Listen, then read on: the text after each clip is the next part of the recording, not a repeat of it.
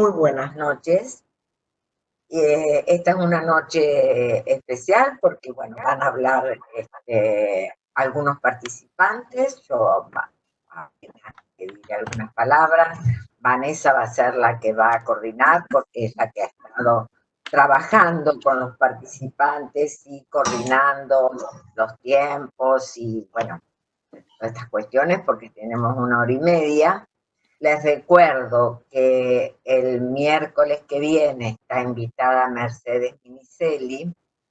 La invitación especial a Mercedes es por 2 motivos. Primero, porque creo que es importante que les cuente qué es el punto de encuentro familiar, qué es lo que se hace. Allí es un lugar que yo superviso, que pertenece a la red de infancias, a la IPIES, y, y bueno, yo les doy supervisión porque justamente el punto de encuentro familiar surgió de la red de infancias e instituciones y de la maestría y la especialización correspondiente. Y segundo, porque quiero que les cuente bueno, cómo se organizó el grupo para dar asistencia a través del Zoom, porque el punto de encuentro familiar, tal cual lo dice, es un lugar en donde, un lugar terapéutico, en donde se encuentran familias que están disociadas, ¿sí? Y que venían manteniendo encuentros a través de la asistencia, de concurrir al lugar.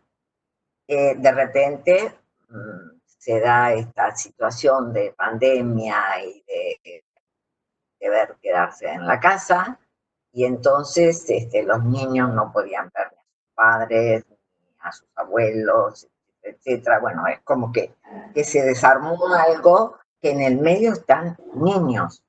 Y entonces, bueno, sea como sea, lo que dijimos es, hay que salir, hay que inventar lo que sea a través de Zoom, pero quiero que lo cuente Mercedes porque realmente es la que ha hecho más que artesanía para poder lograr bueno, que, que por ahí una madre con un padre que están en problemática disyunción, digamos, acepten reunirse a través del Zoom.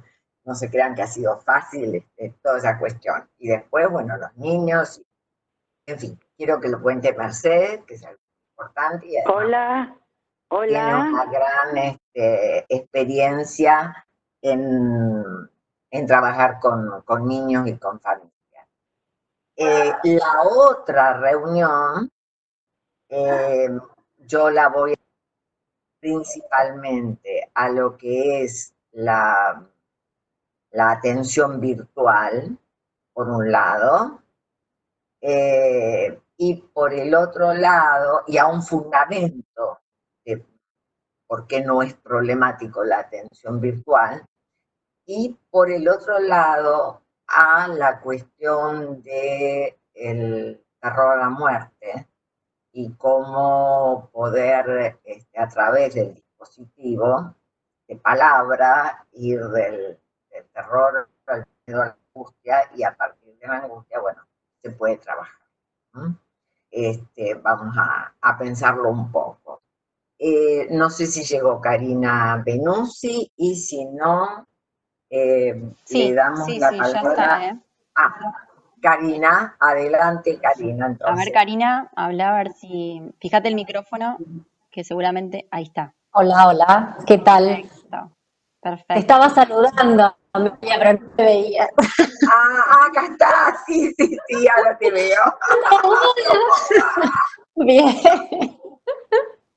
Muy Muchísimas bien. gracias, Karina. Sé que el horario era problemático para vos, pero muchísimas gracias por participar. No, Amelia, Porque yo te quería realmente agradecer a vos por este espacio, por la posibilidad de que cada uno pueda pensar algo, ¿no? A raíz de lo que vos en cada reunión vas transmitiendo en la clase, y me parece genial poder elaborar una pregunta y luego volcarla y que ya esa pregunta empiece a rodar y que sea de todos, ¿no? Bueno, yo sé que hay poco tiempo, así que no me quiero demorar mucho. Por supuesto, te quería agradecer, saludar a todos. Voy a comenzar, si te parece bien, haciéndote Sí. la pregunta. Después, si te parece, pasamos el power, porque me parece que la pregunta está un poco condensada y tal vez no se entienda. Siempre y cuando vos me digas que sí, si está todo ok. Sí, sí, sí, sí. Amelia, Adelante. Amelia, yo te Y voy que a... Vanessa vaya preparando el power. Sí, yo lo que voy a Bueno, hacer, Amelia, es entonces, silenciarte, ¿sí? Así la dejo a ella sola. Ok. Sí, sí. Y vos, Cari, si querés, cuando quieras el power me avisás y yo lo subo, ¿eh? dale, perfecto. Yo ahora lo que voy a hacer es leer la pregunta tal cual yo se la mandé a Amelia en su momento, que le puse un título, porque me parece que siempre poner un título ordena, y es COVID-19 Came to Stay, que sería, bueno, vino para quedarse, en forma de pregunta siempre, ¿no? Entonces le digo a Amelia, siguiendo el recorrido que hiciste, Amelia, en la penúltima reunión, sería ahora, marcabas ese punto de transmutación del discurso donde Lacan utiliza el término conjuntar. Vas y lo buscas, y la definición es armonizar los elementos de un conjunto para aumentar su eficacia. El resultado de dicha operación transmutativa deviene en mayor consistencia del plus de goce. Ubicabas también que el sujeto actual se topa con un discurso que le ofrece la no diferencia entre lo buscado por un lado y lo hallado por el otro, que se traduce en la incapacidad del sujeto para lidiar con la frustración. Este punto, me parece, es de vital importancia porque aparece no un sujeto individuo por su deseo, sino un consumidor compacto, guiado por los objetos de imitación, como vos así, ¿no?, lo llamás. Como tal, no hay singularidad, sino un imperativo homogeneizante que desde un discurso hegemónico dicta el modo de gozar igual. Decimos que la base de la segregación es ese punto de goce radicalmente distinto para cada quien, y que es lo que no se tolera de los otros, que goce de un modo distinto al nuestro. Y aquí me hago un interrogante. Si ante tal escenario, el COVID-19, eso que ubicaste, Amelia, como el horror, de alguna manera barre con las diferencias, somos todos iguales ante el virus. No hay región ni territorio en el mundo que no siga el protocolo obligatorio sanitario de aislamiento, y si la pandemia came to stay, si llegó para quedarse, podríamos pensar tal vez, como diría Borges, que no nos une el amor, sino el espanto. Lo pienso porque sería un escenario fructífero para que el discurso hegemónico siga jugando sus bases. Por supuesto, la pregunta sigue siendo, y ahora después te la dejo a vos, ¿cómo el psicoanalista enfrenta la época? Bueno, hasta ahí sería la pregunta. Que como ahora si Vanessa pone el power, me parece que el power lo hice a modo de como descondensar esto, ¿no?, que se fue hablando. A ver si esto, digamos, se entiende mejor. La homogeneización, acá me parece algo que no puede, ahí está, perfecto. Ahí está. La podemos, ahí está, perfecto, gracias, Vanessa. La virtualidad es viral, sí, en tanto se propaga sin solución de continuidad y a un ritmo vertiginoso, anulando la singularidad del sujeto. Igual topa con lo igual. Esto que decía Amelia, ¿no?, que no hay diferencia entre lo buscado y lo hallado. Ahora si pasamos a la otra.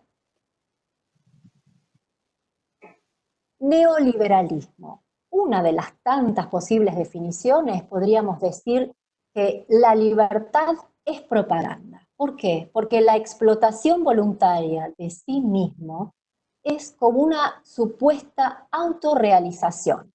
La otra.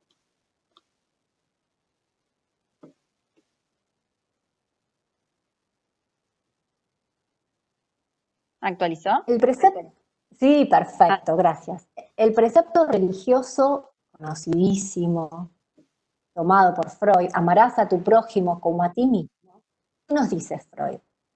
Lo que trabaja en el malestar de la cultura. Yo puse de la cultura, es en la cultura, pero me parece que está buena esa modificación, después se podría hablar. Es lo que ésta impone como sacrificio a lo pulsional. Si el otro es un extraño, nos dice Freud, son sus palabras, para mí también será difícil amarlo. No solo que ese extraño es indigno de mi amor, sino que se hace más acreedor de mi hostilidad y aún a mi odio. Ahora sí, la próxima, Vanessa.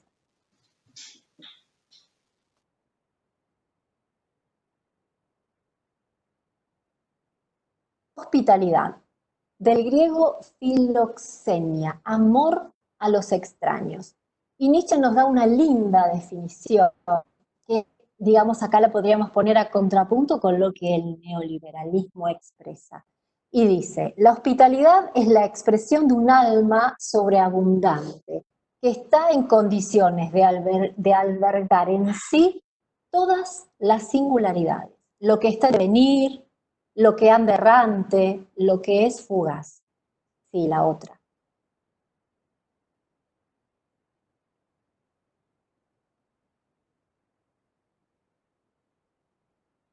Y acá tenemos la palabra hostilidad, que tiene la misma raíz, ¿no? Que viene también en relación a huésped, pero es al mismo tiempo rival. Y en tiempos de los romanos, por ejemplo, ¿no? Los extranjeros no siempre eran tratados como huéspedes, sino como gente hostil o como rivales. Sí, la próxima, por favor.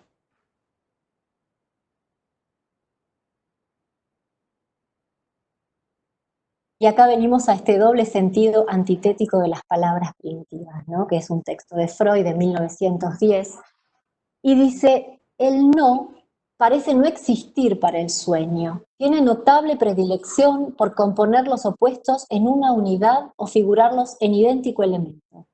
En latín, sacer significa sagrado y a la vez maldito. Sí, la próxima.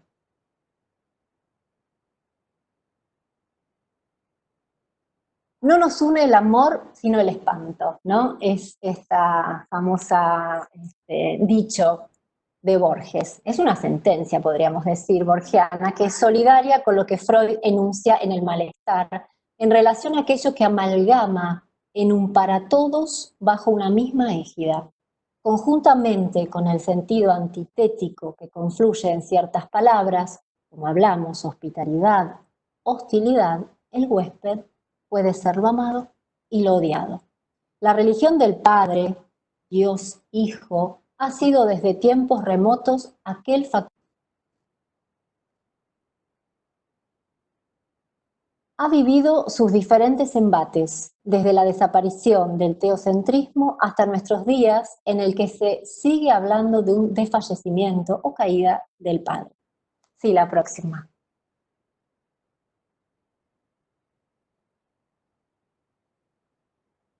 Bueno, llegamos al COVID-19, volvemos con la hospitalización por el virus o la hospitalidad con el prójimo, ¿no?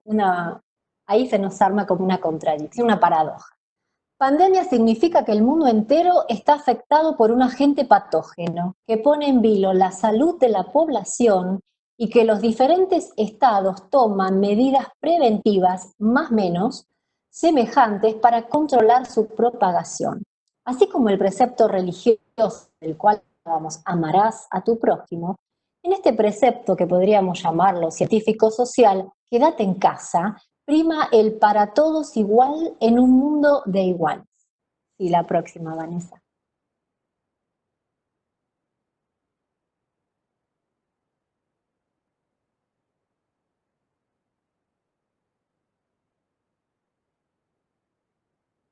Volvemos casi al principio. ¿Vino para quedarse este virus? El escenario que resta al paso del virus es incierto. No podemos desde el psicoanálisis hacer lecturas predictivas. Solo el Nachträglich es posible leer los acontecimientos, ¿no? Siempre desde hoy hacia atrás. Pero podemos cuestionarnos el escenario que como psicoanalistas nos toca vivir. Una época sin precedentes. Y la otra.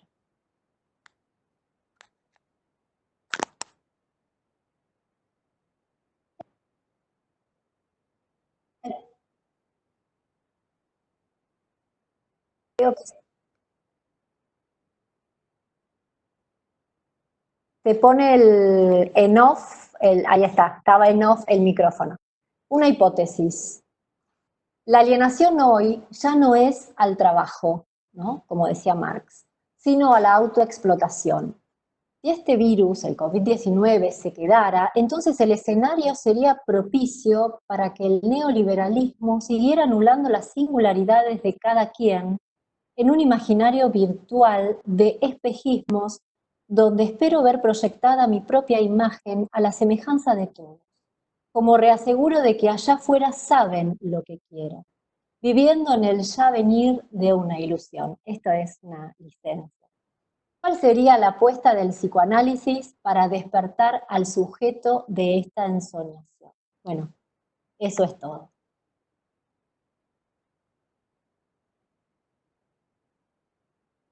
Muy bien, muchas gracias, Karina. Ahí tengo micrófono. Sí, sí. Muchísimas gracias, Karina. Muy interesante todo lo que has traído respecto de la cuestión del malestar de la cultura, no solamente el malestar del hombre en la cultura, sino el malestar de la cultura que el hombre debe soportar. Y digo debe porque, bueno, vivimos en una sociedad en donde así nos aislemos encima de una montaña, siempre vamos a estar en relación a esa sociedad.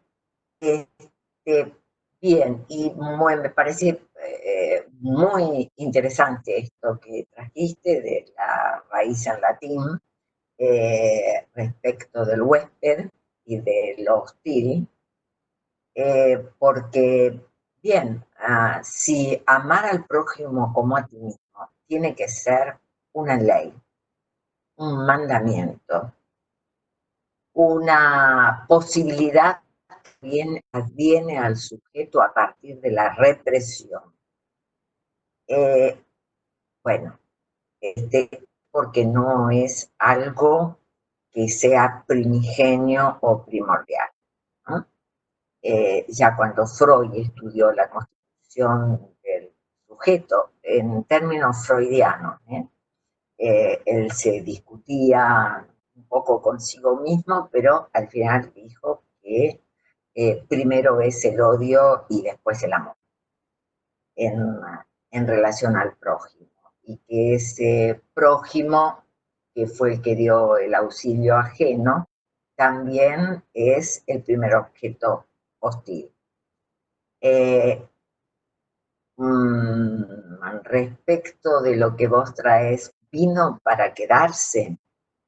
Bien, no lo sabemos, pero tampoco sabemos las consecuencias futuras, ¿verdad? Pero sí sabemos el hoy. El hoy es una homogeneización muy grande en donde todos estamos, quédate en casa, o sea, confinados, pero además todos estamos pendientes de la pantalla, todos estamos comunicados a través de lo virtual. Hoy justamente subí al grupo del Facebook algo que me pareció interesante, una diputada italiana que denuncia a Bill Gates. Ahí me pareció como interesante. No me pongo ni a favor ni en contra, pero bueno, tendré que decir que por algo me interesó y me agradó. Así que estoy a favor de la diputada. Porque, bueno, este neoliberalismo que viene con, digamos, capitalismo capitalismo particular, también un neocapitalismo, trae como consecuencias muy nefastas. Esto que de alguna manera está en lo que vos dijiste, Karina. Vos decís, bueno, ¿qué puede hacer el psicoanálisis para despertar al sujeto? Y yo te quiero decir, lo adormece, absolutamente. Hay grandes interrogantes, podemos trabajar otro día, pero hay grandes interrogantes respecto de si acaso el sujeto de un inconsciente trabaja o si está absolutamente adormecido. Y entonces es allí donde el psicoanálisis tiene que poder incidir para despertar a ese sujeto y despertarlo en su singularidad y diría, bueno, un primer trabajo es justamente que pueda realizar la construcción fantasmática, etcétera. Con lo cual, sí, despertarlo, sacudirlo, todo vale. Yo creo que a esta altura todo vale para poderlo despertar. Así que, bueno, coincido con vos plenamente. Muchísimas gracias por tu participación. Y Bueno, vamos al próximo. Jessica, a ver si se escucha tu micrófono. Hola, ahí. ¿Se Sí, escucha? perfecto. Sí, sí. Bueno, buenas noches a todos y todas. Bueno, el preámbulo que ya dio Karina, creo que yo también un poquito. Primero agradecerle a Amelia, bueno, a Vanessa que está en toda la logística, que ahí se comunicó y me dijo, bueno, cómo iba a ser la lógica esta de la reunión, y que nos gusta a todos. Bueno, a mí al menos me cuesta organizar en esto de lo virtual, el discurso y demás, porque uno se siente observado, no solo por la pantalla, sino por las miles de otras miradas que están detrás. Bueno, agradecerte, Amelia, por convocar nuestro deseo como analistas primero. Creo que el sentido de este seminario que vos propusiste, a mí al principio me atrapó por eso, porque era una apuesta a poder pensar el psicoanálisis no tanto desde el polvo de los libros, sino la apuesta esta de nuestra práctica. ¿Qué hace un psicoanalista con la pandemia, con el confinamiento? Porque no, particularmente yo no pude ponerme en esta posición de decir, no, bueno, no te voy a poder atender porque prescindimos de lo presencial, había que poner ahí el cuerpo quizás de otra manera, y bueno, y esa fue la apuesta, por lo menos que me puse como un desafío también, porque es raro esto de atender con pantallas, con teléfono. La escuchaba a Karina muy atenta en toda su disertación. La verdad que me hizo reflexionar en esto de lo que, bueno, lo que propuse como título, también formulada como pregunta, la pienso, es esto de el otro digital y la virtualidad de los lazos, el dispositivo psicoanalítico como una apuesta que hace nudo.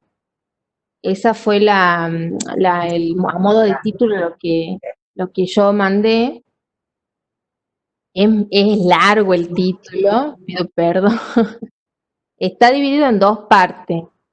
Lo primero que yo ya venía escuchando en la clínica, en mi consultorio, esto de la emergencia o cómo los sujetos nos vemos sometidos al mundo del virtual, al otro digital. Y esto yo lo venía escuchando mucho en mi clínica particularmente, trabajo con adolescentes y bueno, todo este atrapamiento que tiene lo digital, ¿no? Me clavaron el visto, yo lo sigo, él me sigue, y son todos significantes que uno se tiene que abrir a investigar con el diccionario propio que tienen los adolescentes, porque por ahí uno no entiende, me sigue, me bloqueó, y bueno, y son mis pacientes son los que me enseñan día a día estos nuevos significantes. Y pensaba en esto del otro digital a modo de ponerle un nombre a todo esto que nos causa por lo menos desconcierto. ¿Qué es eso del otro digital, no? Que si bien cada uno armara un otro posible de acuerdo a su fantasma, a su subjetividad y demás cosas, y hoy por hoy, así como nos atraviesa el otro del capitalismo, creo que era, por lo menos para mí, ponerle un nombre ¿no? a todo esto de lo digital, será un otro, pregunto, que de alguna manera en este tiempo de incertidumbre nos aloja, nos desaloja también, porque nos hace carecer del contacto humano, pero por otro lado también habilita esto bueno, de la mirada, de estar atentos a la llamada, a la videollamada.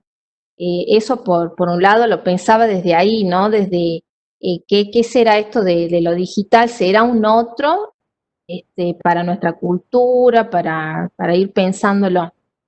Y la virtualidad de los lazos, también particularmente lo vengo pensando mucho desde este lado, desde lo imaginario, más que nada, que lo imaginario tiene que ver mucho con lo virtual, que tiene que ver con esto, la imagen que me hago de ese otro pequeño, de ese otro del partener, ¿no?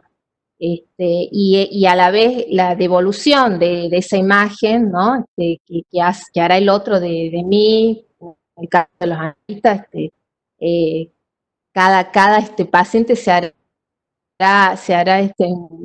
un imaginario nuestro, ¿no?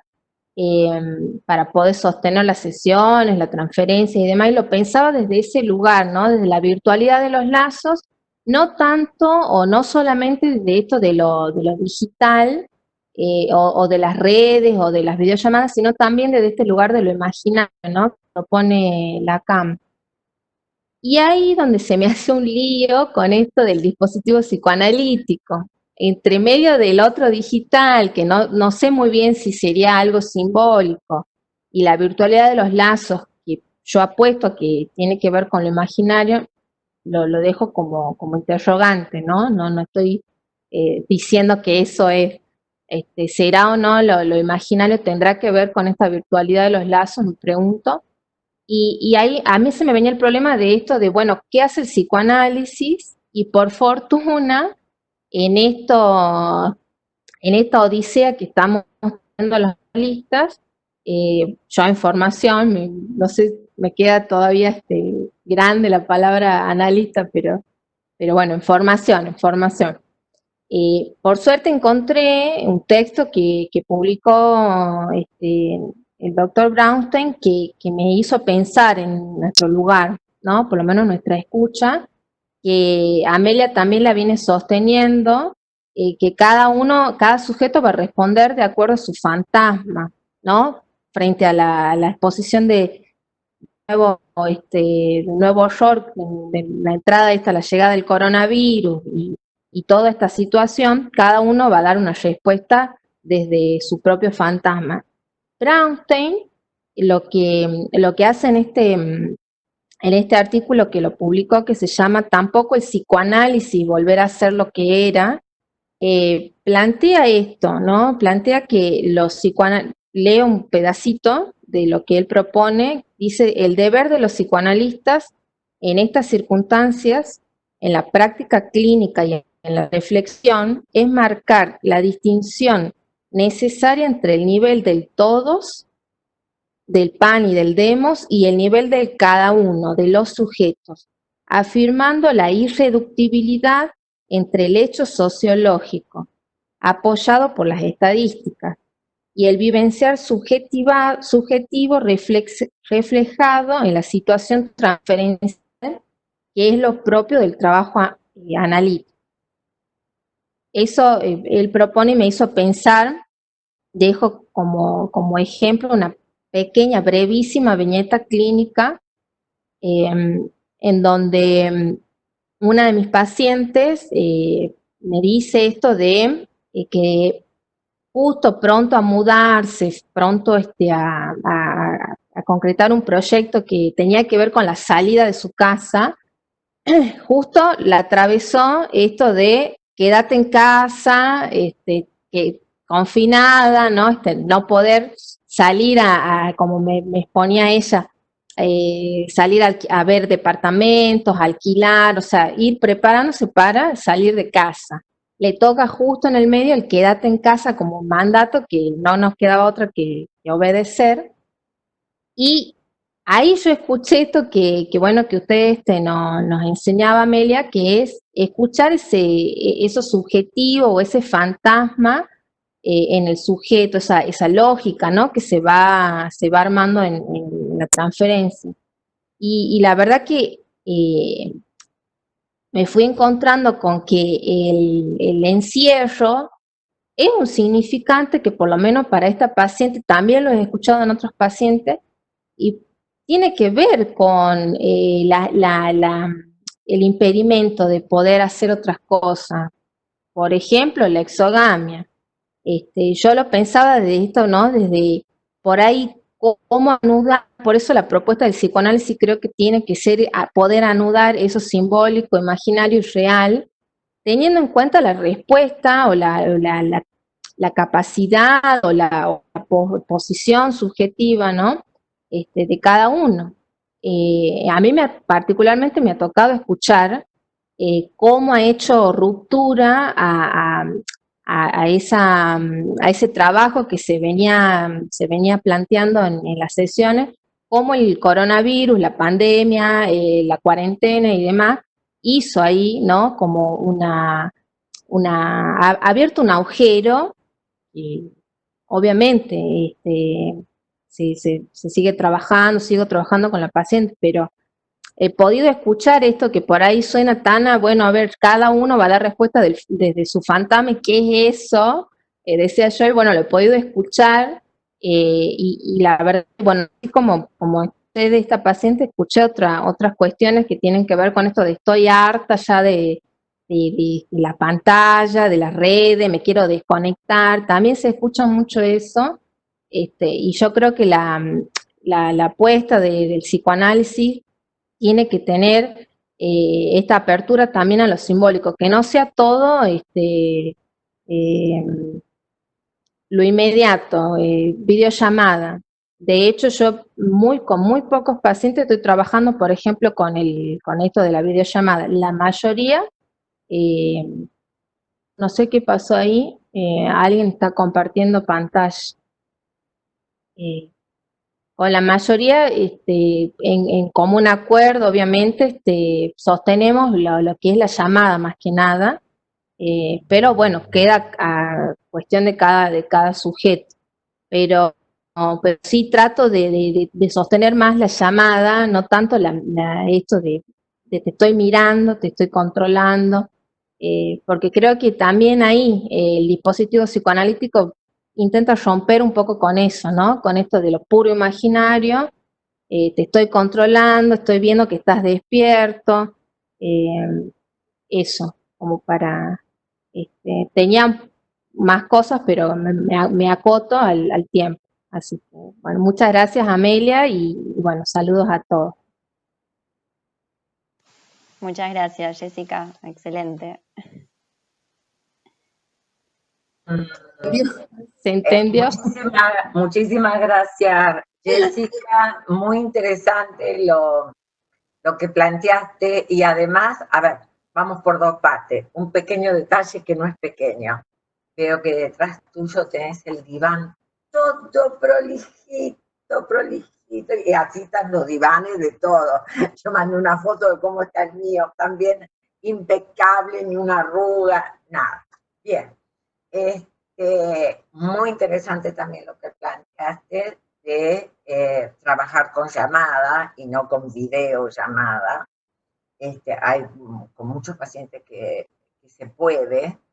Y también esta cuestión de tratar de salir de la fascinación, ¿no? La fascinación de la mirada, por un lado un control, bueno, yo les había hablado del tema de la fascinación.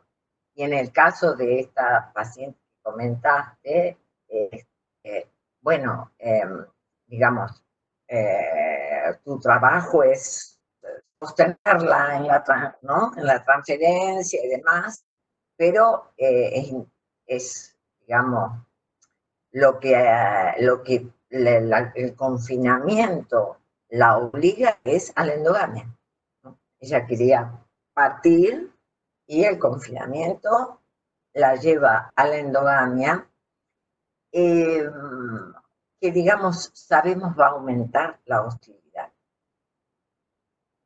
que la va a aumentar en todos, pero si justamente ella, por determinadas deseos propios, ¿verdad? Está buscando salir, y el confinamiento la retiene, bueno, el aumento de hostilidad es muy grande. Entonces también es muy importante no ofrecerte como, no, esto de vos decís de la llamada, es decir, no ofrecerte así bajo la cuestión de la mirada, de los controles de la mirada, etcétera, etcétera, sino la llamada que estimula más a que el lenguaje actúe desde lo simbólico. Bueno, me va a retar Vanessa que no estoy respetando el tiempo, así que Olga. lo que está... Olga, a ver si activas el micrófono, a ver si funciona.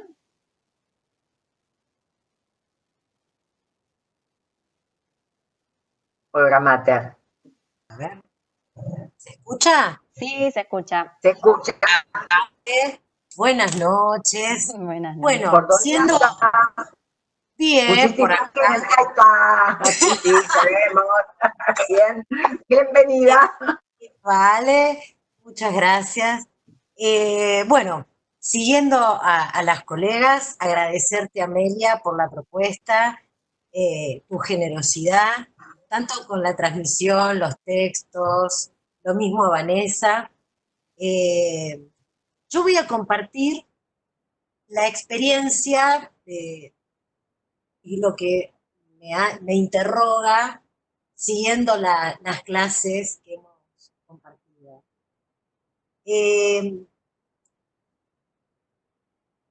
Cada época determina malestares, ¿no? Nuevas modalidades de goce y significantes. Hay un discurso de época que empezamos a transitar a partir de la pandemia, la cuarentena. Esto, para pensarlo, produce efectos tanto en las subjetividades como en lo colectivo. Una primer reflexión fue, al escuchar noticias, advertí que entre panelistas, pseudo sanitaristas, etcétera, en menos de 5 minutos, la repetición del significante exponencial. A lo cual empecé a escuchar con más detenimiento cuando en distintos programas aparecía otra vez el significado. Para mi sorpresa, y teniendo en cuenta lo que he podido pensar hasta hoy, yo divido este tiempo en 2 etapas. Desde que se decreta lo que es el aislamiento preventivo y obligatorio hasta finales de abril, y una segunda etapa a principios de mayo. Yo creo que son 2 etapas, por lo menos hasta acá, me parecen bastante diferentes. Cuando irrumpe el real del virus, creo que, por lo menos, creo que esto podemos compartirlo, generó no solo una incertidumbre, sino ¿ahora qué? Creo que por nuestra formación tuvimos que tomarnos ese tiempo para, bueno, recalculando, como dice el GPS, recalculando. Eh, y descubrimos una nueva forma de hacer clínica, quizás por estos nuevos tiempos, y servirnos de herramientas tecnológicas y tratar con nuestros prejuicios de hacer otro tipo de lazo, ¿no? Que no nos sostuviera tratando de sostener un otro del psicoanálisis, sin barrar el hecho de quedarnos también endogámicamente sosteniendo ese otro como un gran otro del psicoanálisis. Desandar estos prejuicios ante el confinamiento sobre las redes, las pantallas, las aplicaciones, es un desafío, por lo menos para mí, cotidiano, ¿sí? Cotidiano, en donde una va inventando paciente con paciente, situación con situación, encuentro con colegas, cada red, cada plataforma, es un nuevo desafío, aprender, desaprender y demás. Cuando irrumpe el virus con coronita, que invita a descoronar, que llama al aislamiento para no contagiarse, coloca a algunos ciudadanos como población de riesgo, en una incertidumbre sanitaria, económica, laboral, familiar, educativa, financiera y social. Vaya, vaya, si no es una incertidumbre, nos falta. Cuando recurro a Lacan y me encuentro que en el seminario 16, en el seminario 19, Lacan se sirve de la función exponencial. Tanto en el seminario 16, donde habla del plus de gozar y donde justamente se va a dedicar a hablar de la plusvalía, del objeto A, del rasgo unario, de las identificaciones, toma la función exponencial. Y asimismo también en el seminario 19. Y me encuentro con una película que sugiero volver a ver en estos tiempos. La película Tiempo Moderno de Chaplin. Ah, Porque si Chaplin nos enseñó cómo era, ¿no? Este inicio del capitalismo, de la época industrial, de la esclavización, yo creo que hoy tiene una nueva lectura esa película. Por lo menos a mí me invitó a volverla a leer de nuevo. ¿Quién habla? Las máquinas. Chaplin hacía hablar a las máquinas. Y el trabajador esclavo hablaba un idioma desconocido. Creo que hoy podemos, en medio de esta situación mundial, hacer otra lectura también de esa película. Entre el quédate en casa, que muy bien Karina lo puso, como Jessica también, entre lo exponencial, que alude al crecimiento, lo sustentable, que aparece como lo renovable, que marca otro tiempo, el Zoom, que parece otro significante de la época, y no te enojes, mi querida Vanessa, sí, pero el Zoom aparece como otro significante de la época. Un paciente me dice la semana pasada, nos la pasamos zoomeando, ¿no? Zoomeando. Entre el significante exponencial y esta nueva clínica, a la que la pensé en estas dos etapas. Luego de acomodar, bueno, qué hacer, yo en realidad, echándola a Jessica, yo con cada paciente dejo que el paciente elija, ¿sí? ¿Con qué modalidad? Si es con llamada telefónica, si es con imagen, si no lo es, etc. Eso también facilita algunas estrategias que uno también va inventando cada paciente. En una primera etapa, que la finalizó a fines de abril, los pacientes estaban, por lo menos en mi experiencia y en la lectura de los medios, en una actitud casi maníaca, ¿no? O sea, había que hacer un montón de cosas, cocinar, arreglar la casa, había que... Y los medios transmitían esto, que hay que mirar películas, vamos por esto, vamos por la cuestión. Y las sesiones virtuales también eran un poco maníacas porque era mostrar lo que pinté, mostrar lo que, ¿no? Había como una exaltación, esta cosa exponencial, ¿no? Esta cosa no regulada del goce, esta invitación al goce es imperativo desde los medios de comunicación, desde el otro de la cultura y desde la subjetividad. Acotar en muchos momentos, por lo menos estoy más cauta que nunca, eh, creo que no sé si es tiempo eh, de grandes intervenciones, ¿no? Dada la vulnerabilidad de la época, la soledad para algunos, la movilización fantasmática, la muerte en lo real, eh, considero que es una época cauta, ¿no? Creo que, por lo menos, lo pienso así. Eh, en este primer momento, un paciente que volvió a solicitar entrevista se atendió de manera presencial, por supuesto, y terminó su tratamiento en el 2014, se vuelve a comunicar y solicita entrevista virtual. Yo le aclaro que no hay entrevistas presenciales. El paciente comienza la sesión relatando que había atravesado desde el 2014 hasta acá una enfermedad cancerígena y se comienza a angustiar de una manera desconsolada, sumamente desconsolada, dando cuenta de sus nietas. Advierto que atrás estaban las fotos de unas nenas y le digo si esas fotos eran sus nietas, a lo cual me dice que sí.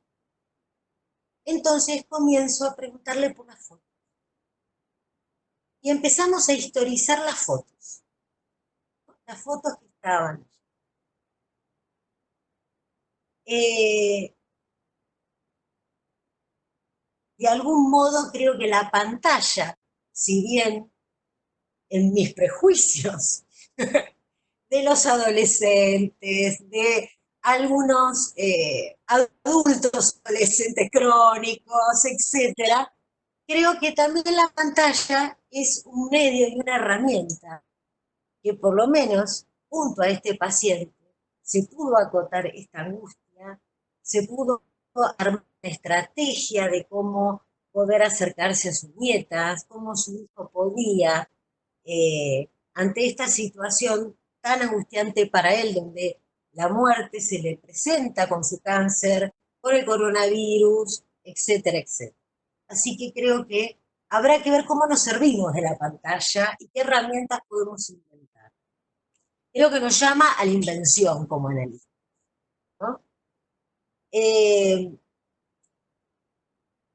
Otra situación clínica que sí advierto, que en realidad hay una referencia de algunos pacientes de haber transitado el 2001, en donde la cuestión de haber atravesado esa situación del 2001 trae los recuerdos, algunos encubridores, bastante trágicos y demás, pero que también son bastante útiles al momento de nuevas estrategias, ¿no? Y creo que también el hecho de la videollamada ha favorecido para esa cuestión de algunos pacientes que mostrarse en falta les es muy difícil. Creo que el hecho de la pantalla, y en mi experiencia lo noto más en los pacientes varones, ¿no? En poder plantear sus miedos, el poder plantear el temor a la muerte, el poder plantear las dificultades sexuales, cosa que presencialmente no había pasado.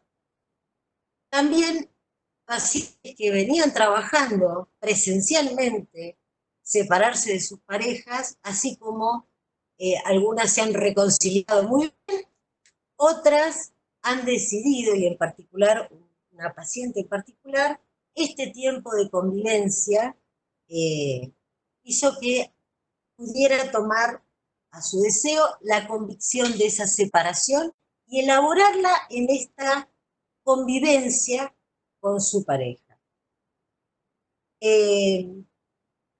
Bueno, digamos que las sesiones no presenciales, si bien nos han generado una incertidumbre, también creo que nos invita a la invención. Invención que también creo que se da desde lo social. Habrán escuchado, y si no les comento, en Inglaterra, un abuelo perdió a su esposa, invitó por las redes de Facebook a que las casas de Gran Bretaña pusieran un corazón amarillo, de un modo de que cada casa tuviera ese corazón reflejando la persona que habían perdido. Me parece que es un recurso en lo real de aquella no despedida. Es un modo. Veremos las consecuencias en el futuro, ¿no? Pero creo que no es el silencio, creo que es algo. Si no hay una flor en el cementerio, si no hay, bueno, este corazón amarillo lleva a una cierta posible elaboración. Creo que es un intento. Y en esto creo que las redes, volvemos, saliendo de los prejuicios, si no tuviéramos redes no estaríamos nosotras compartiendo y todos compartiendo. Y creo que en algún punto, en estas cuestiones de esta época, también facilita ciertos lazos. Cuando la tendencia es a la endogamia, al silencio, a quedarse callado y que la pulsión de muerte sea la que predomina. Otra cuestión social que me parece muy interesante son los refugios temporales. ¿Se enteraron? Los refugios temporales salen $35. No, perdón, 35 euros. Debido a que aumentó el inicio de las demandas de divorcio en Europa, apareció una aplicación que les da la posibilidad de tener una habitación en donde puedan pensar si se quieren divorciar o no. Es una aplicación con mucho éxito, lo cual me pareció muy interesante, ¿no? Y lo llaman refugio temporal, ¿no? Me pareció un significante que estamos acostumbrados al refugio de animales, ¿no? El refugio temporal para poder pensar acerca de la demanda de divorcio. En la segunda etapa, que para mi gusto empieza a partir de los primeros días de mayo, los pacientes ya no están tan maníacos, están más callados, ya no aparecen sueños, ya no hay asociaciones ni esta cosa maníaca, sino empieza a aparecer la incertidumbre, el perder parte de su dinero laboral, la cuestión de tener menos llamados, el aislarse ya de las amistades, no estar tan conectados con los grupos de WhatsApp, empieza a haber un aislamiento, pero un aislamiento ya no solo, a mi manera de poderlo pensar hasta hoy, en la casa, sino quédate en silencio. Empieza a aparecer, estoy harto, estoy harta. Hay una investigación del Colegio de Psicólogos de Tucumán que plantea que empezaron a tener muchas consultas en relación a cuadros de irritabilidad y violencia de las mamás y de los papás por los hijos a partir de las tareas escolares. Y la culpa que genera en estas mamás y en estos papás la irritabilidad y la violencia. Asimismo, atendiendo docentes, el agobio de los docentes ante lo que es las tareas virtuales, la demanda de los padres, la desconexión de los chicos y ciertas demandas institucionales que son bastante esquizoides, por decirlo así. Aparece en esta segunda etapa, para mi gusto, estoy repodrido, ya me peleé con todos, lo vamos llevando como podemos, y a ponerse, recién decías, Amelia, el sujeto adormecido. Me quedé pensando en eso y en realidad sí creo que hay algo que sí a partir de mayo empieza a haber más pasajes al acto, pacientes con más atracones, más consumo de drogas, más alcoholismo, un aumento, digamos, que viene acompañado. El martes salió una investigación de la UBA que hizo la cátedra de psicoterapias, en donde hicieron una muestra de 2.631 personas con una encuesta virtual, y donde ellos van dando cuenta tanto de los trastornos del sueño, del dormir, tanto con insomnio y demás, y más preponderancia en estos últimos tiempos. Bueno, hay varias investigaciones que se están dando también en relación a los conflictos de pareja y demás. Para ir cerrando y dar lugar a quien sigue, al principio, en la primera etapa, los pacientes que aceptaron atenderse de manera virtual, pacientes psicóticos, se encontraban compensados. Hasta decían, me siento mejor al no tener justamente esta cuestión con el lazo social. A partir de los primeros días de mayo empieza a haber descompensación. Aparecen cuestiones persecutorias, lo cual va también de la mano con algunos profesionales que no aceptan las videollamadas y hay que recurrir a otros profesionales para que puedan hacer con las crisis, lo cual también no deja solo a los pacientes, sino nos encontramos con hospitales de día cerrados, pacientes que no pueden, las transferencias masivas institucionales no las pueden sostener porque los han en algún punto desamparado, comillas, pero también profesionales que llamados por, no, yo no atiendo por videollamada, yo no, lamentablemente los pacientes también se encuentran privados de ser atendidos, éticamente atendidos, porque creo que refugiarse en la videollamada, como si fuera una cuestión ética, me parece que la ética pasa por lo menos para mí. Hay un aumento de llamadas, de mensajes, fuera de las sesiones no presenciales, mayor puntualidad, mayor puntualidad, y queda muy más evidente las cuestiones del pago de los honorarios. ¿Sí? El me olvidé, el monto más, menos del monto, etc. Creo que da herramientas para poder pensar también el tema del pago de los honorarios. Bueno, pasajes al acto, como les dije, la conflictividad conyugal, la autoexigencia laboral, trabajan más de lo que trabajaban de manera presencial. Y para cerrar, con una colega habíamos pensado hacer un cuestionario para hacer una posible investigación prospectiva. Hicimos un cuestionario para colegas Y así hicimos una prueba piloto para ver qué pasaba. Puedo contarles que en la prueba piloto ningún colega contestó, lo cual abre una investigación de la no investigación, ¿sí?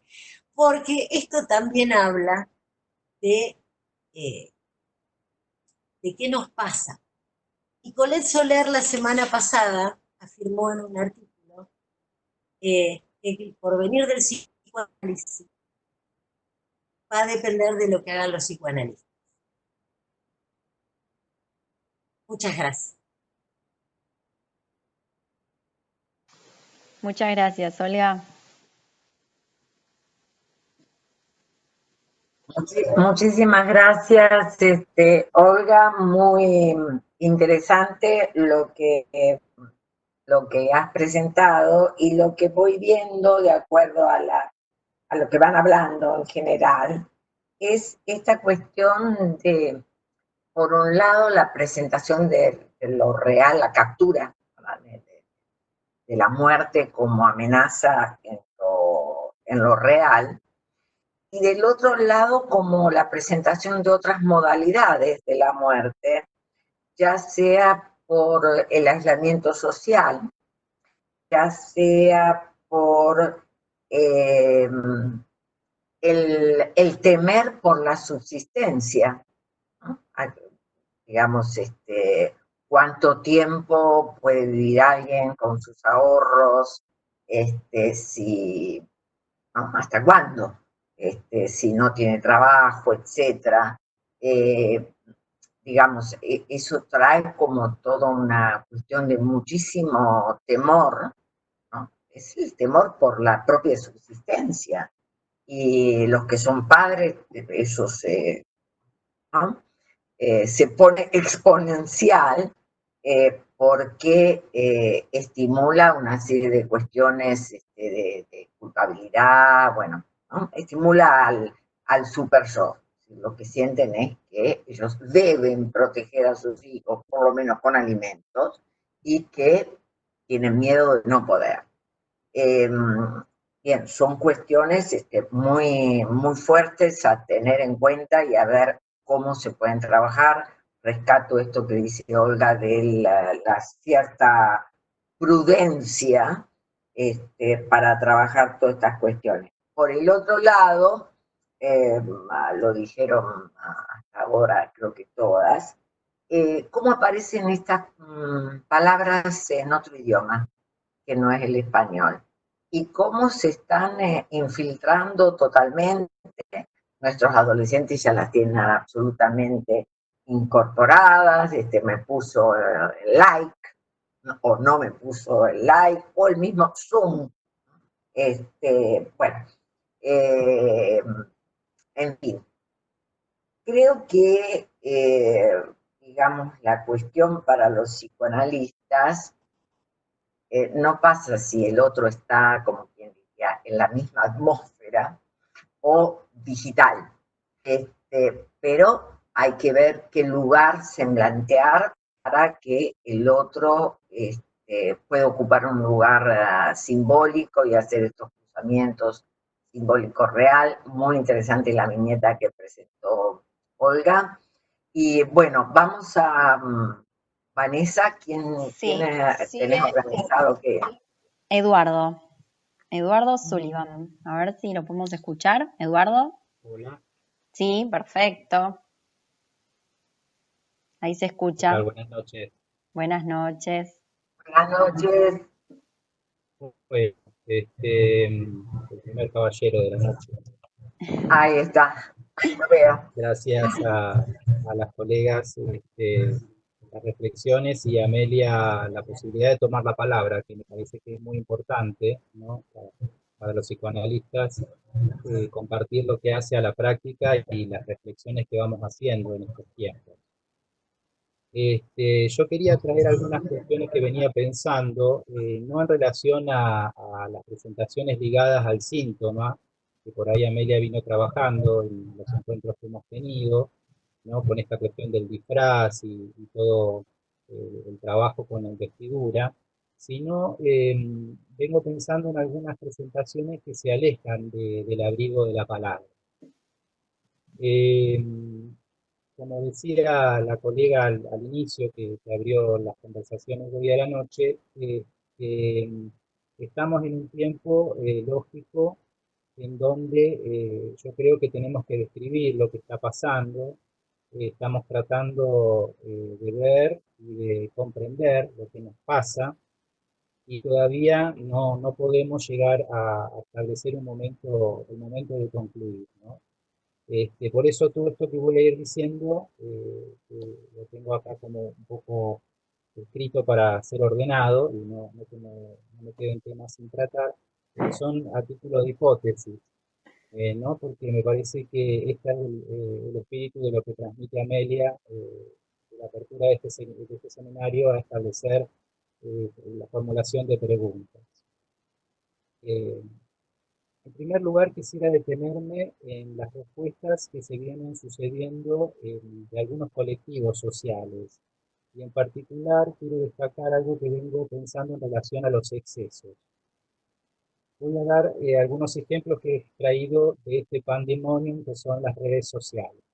Creo que la metáfora es válida por considerar este apelativo pandemia, pandemonium, contiene agazapado un significante que ahora se pone en evidencia, que es el significante muerte. La definición de pandemonium o reunión de demonios se atribuye al lugar en el que hay gran confusión, excitación, enojo, ruido, griterío. Por otra parte, se me ocurría hacer referencia también al dios Pan de la mitología griega, ¿no? Quien, ayudado de su flauta, encantaba a las ninfas para poseerlas. Era un ser mitad humano y mitad cabra, ¿no? Que era un acosador. Así que, bueno, si de exceso se trata, por eso lo traigo también, ¿no? Quería resaltar estas dos figuras que traigo al marco de este relato. Por un lado, la excitación de los demonios y por otro, el acoso o la exacerbación erótica. Esta introducción que realizo intenta ser de marco para poder pasar ahora a la figura que quisiera poner en consideración de ustedes. Me refiero a aquellas modalidades de querella que van ocupando algunos sectores sociales respecto de los trabajadores de la salud. Esto me toca de cerca porque, bueno, hace más de 28 años que trabajo en la salud pública. Estamos viendo, ¿no? Últimamente cómo se suceden estas cuestiones hacia trabajadores de la salud. Recientemente, yo soy de la ciudad de Mar del Plata, recientemente hemos tenido algunos hechos vinculados a contagios de algunos trabajadores de la salud, bueno, todos los fenómenos que se van produciendo en torno a esta situación, ¿no? Así que yo decía que por un lado aparece esta figura del héroe, ¿no? Que aplaudimos desde los balcones, por lo menos en Argentina y creo que en España, también en otras ciudades también se ha producido estos fenómenos, y ahora pasan a ser peligrosos y tratados como parias. ¿Dentro de qué lógica discursiva se encuentran estos denunciados?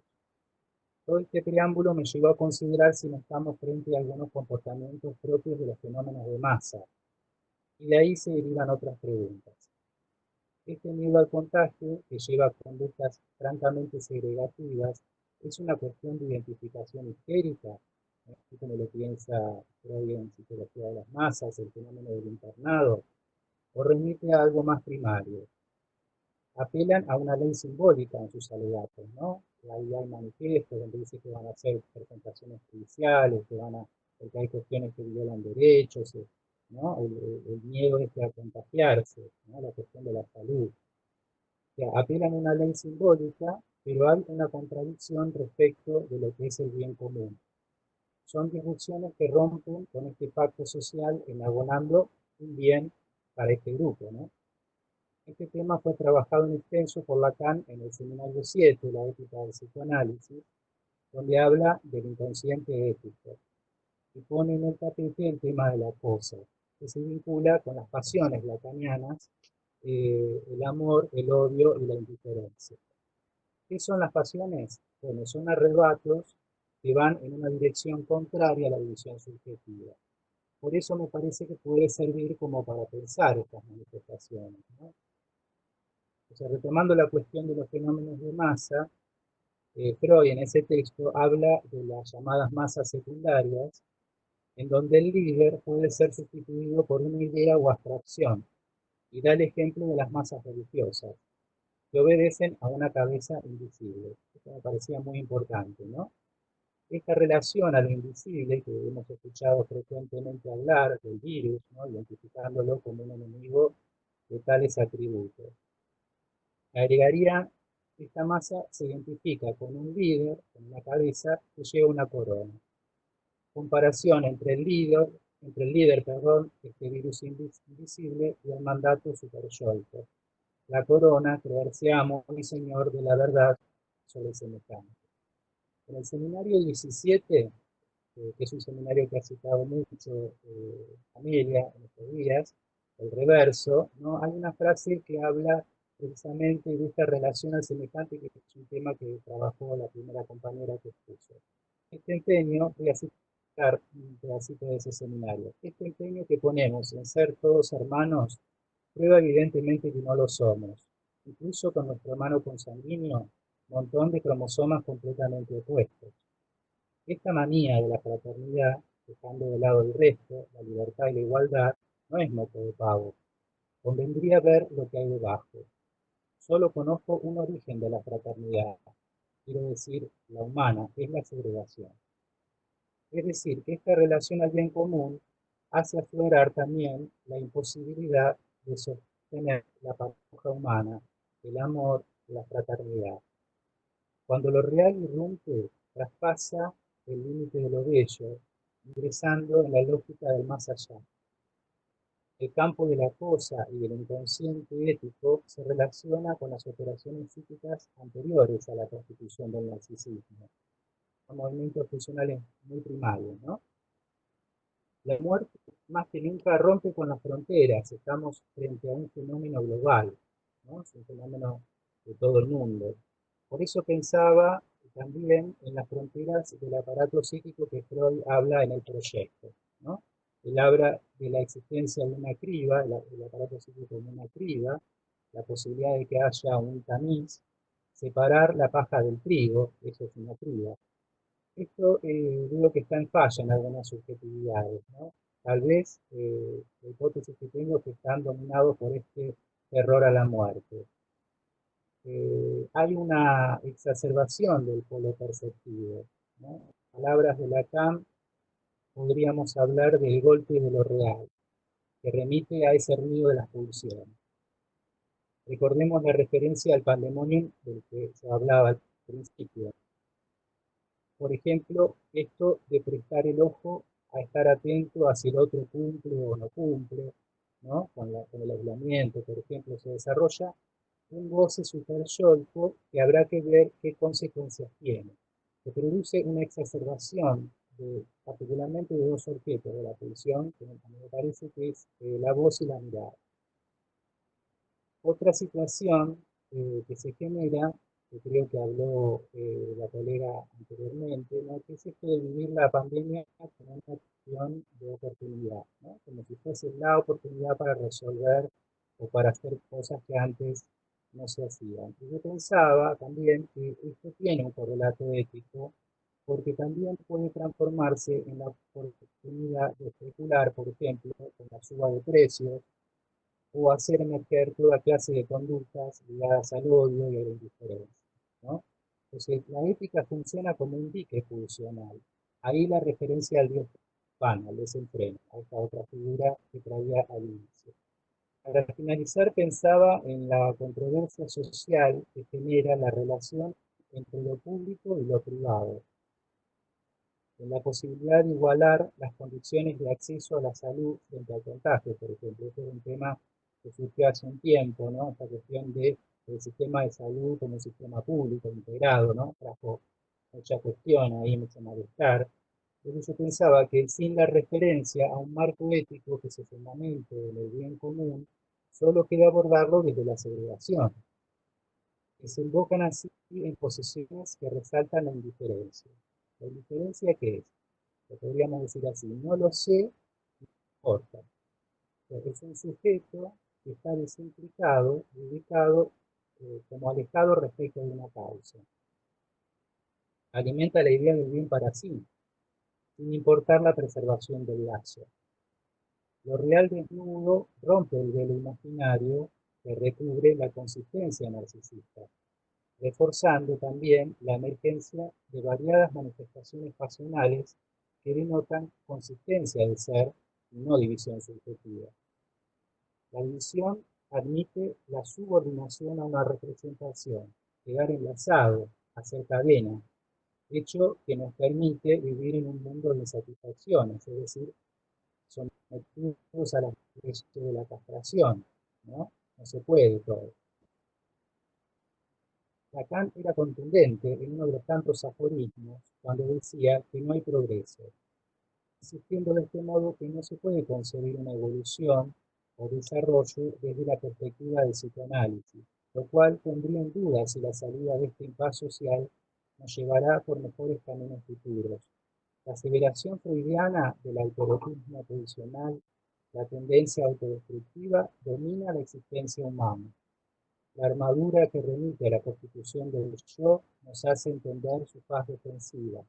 Ahora bien, todo exacerbamiento yoico, sabemos a dónde nos conduce, por eso debe ser leído sin perder de vista la pérdida, ¿no?, que está detrás de eso, ya sea como causa o como plus de gozo. Hay una faz oscura en la subjetividad humana que es constitutiva. ¿Qué hay detrás de la cara visible de la luna? Puede ser motivo de una inspiración maravillosa, como la de Pink Floyd. ¿Se acuerdan del disco este que está titulado The Dark Side of the Moon? En esa obra, el autor dijo que incluyó 4 temas: el conflicto, la avaricia, el envejecimiento y la enfermedad mental. 4 puntos nodales para pensar el tiempo que atravesamos: la vejez, la población de riesgo, la mezquindad, la indiferencia ética, el lazo social, el amor fraterno y el dolor psíquico, la angustia. Muchas gracias.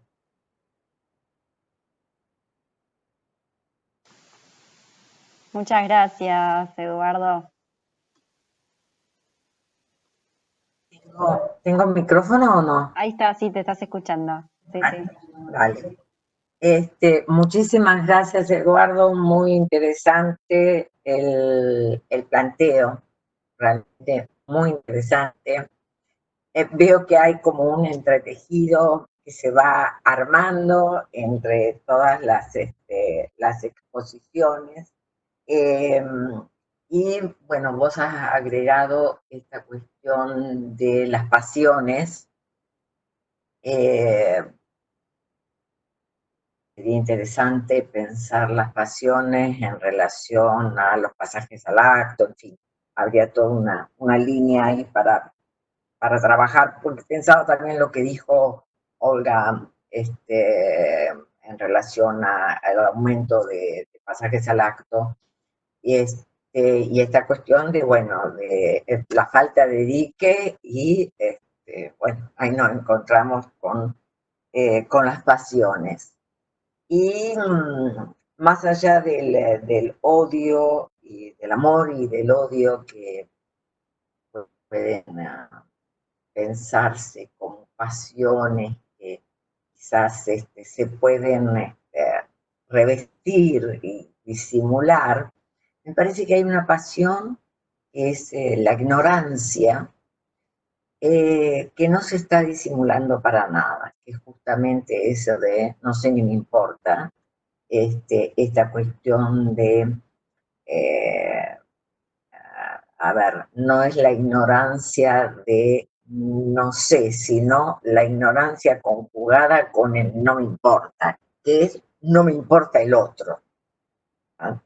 Cuando uno dice no le perdono la ignorancia, no es porque no le perdono que no sepa algo, sino que no quiera saber de mí, que no me quiera algo. Creo que, bueno, que eso lleva a un dolor de existir muy grande, y entonces está como esta paradoja tan grande,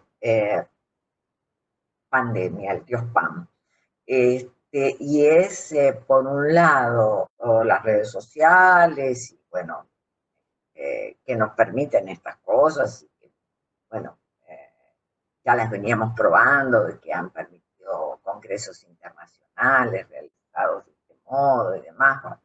Pero del otro lado, hay quien queda sumido en mayor edad y en una soledad de sí mismo,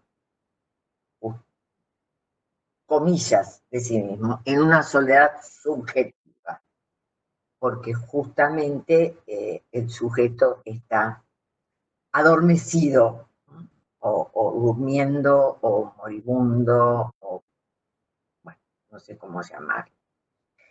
Bien, hoy, Vanessa, ¿en qué problema nos encontramos? Porque van a ser 9:30. Yo no quise apurar, y me imagino que vos tampoco, porque Yo te creo soy que sincera, yo estaba hipnotizada. Estaba escuchando atentamente, escribiendo. no,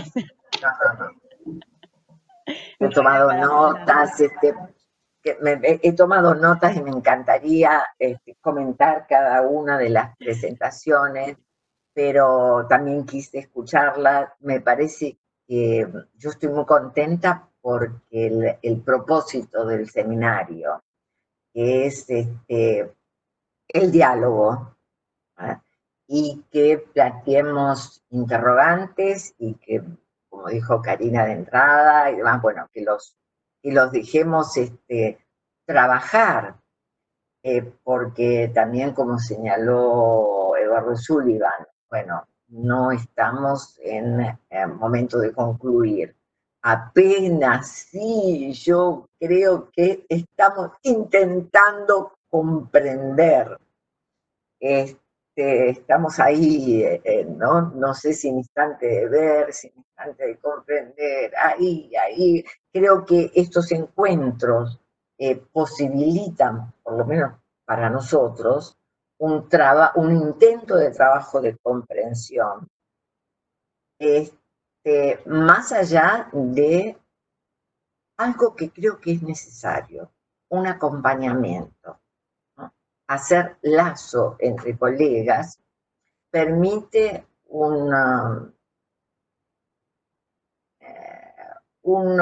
digo, acompañamiento, entre comillas, pero permite esta cuestión de compartir lo que es un trabajo de mucha responsabilidad.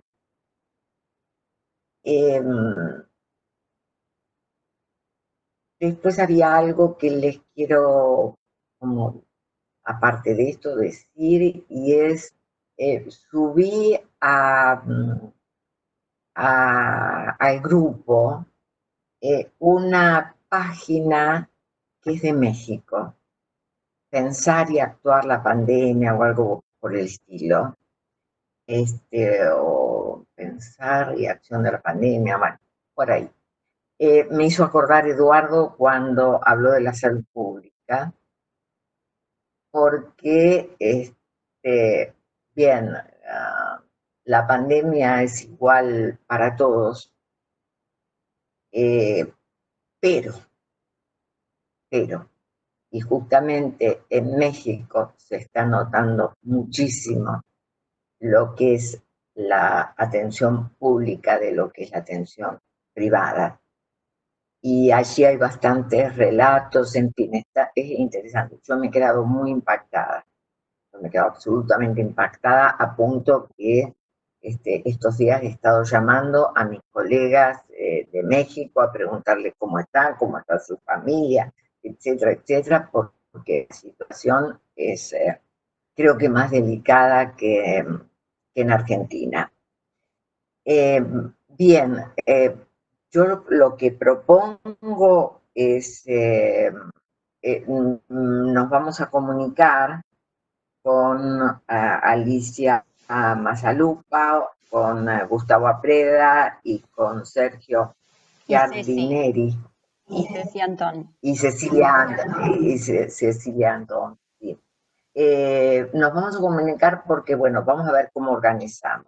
Si le pedimos a Mercedes Minicelli que utilice menos tiempo para contarnos su trabajo y que participe en el resto de la reunión, que sería una opción muy interesante, y si no, ya para la otra, trabajamos todos juntos esta cuestión. Les pido 1000 disculpas a los 4, pero creo que, bueno, que vale la pena darnos el tiempo, no vale la pena, vale el esfuerzo de darnos el tiempo para escuchar.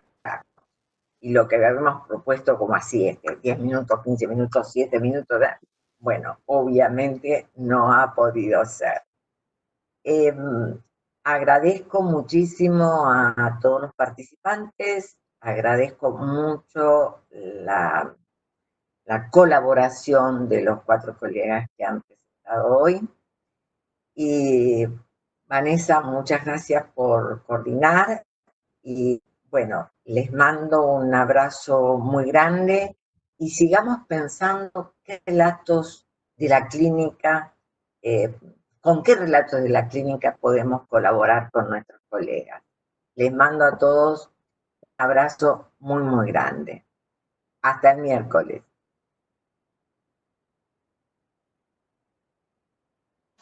Muchas gracias a todos.